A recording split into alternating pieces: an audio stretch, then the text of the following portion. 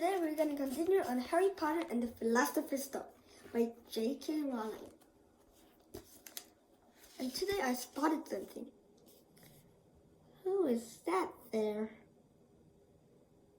behind Harry?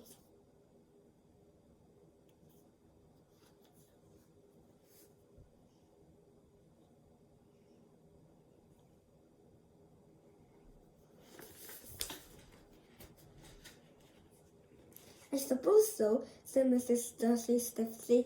What's his name again? Harry, didn't he? Harry, nasty common name if you asked me. Oh, yes, said Mr. Dursley, his heart sinking horribly. Yes, I quite agree.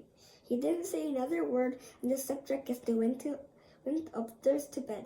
While Mrs. Dursley was in the bathroom, Mr. Dudley crept to the bedroom window and peered down into the front garden. The cat was still there and was staring down. Prophet Drive as though it was raining for something. Was he imagining things? Could all this have anything to do with the Potters? If it did, if it's got out that they were related to the pair of, well, he didn't think he could bear it. The Dursley got into bed. Mrs. Dudley fell asleep quickly, but Mr. Dursley lay awake, turning it over in his mind. His last comfort through before he fell asleep was that even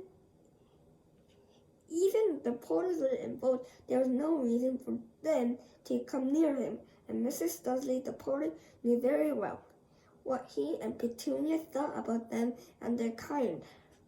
He couldn't see how he and Petunia could get mixed up in anything that might be going on. He yawned and turned it over. It couldn't affect them. How wrong he was. The Dudley had been drifting. Mr. Dudley might have been drifting into uneasy sleep, but the cat on the wall outside was showing no sign of sleepiness. It was sitting as still as a statue, with eyes fixed unblinkably on the far corner of Private Drive, and didn't so much quiver when a car door slammed in the next street, nor when 2 owls swooped overhead.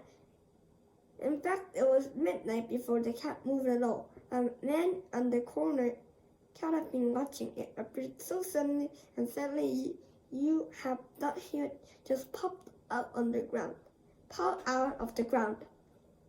The cat tail twitched and its eyes narrowed. Nothing like this man had been ever seen in Private Drive. He was tall, thin, and very old, judging by the silver hair and beard, were both long enough to tuck into his belt.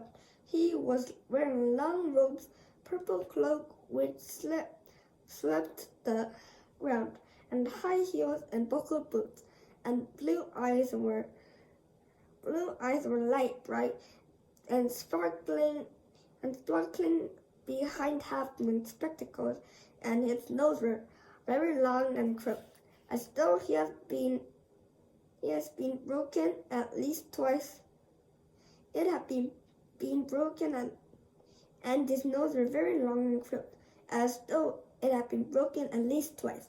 This man's name was Albus Dumbledore.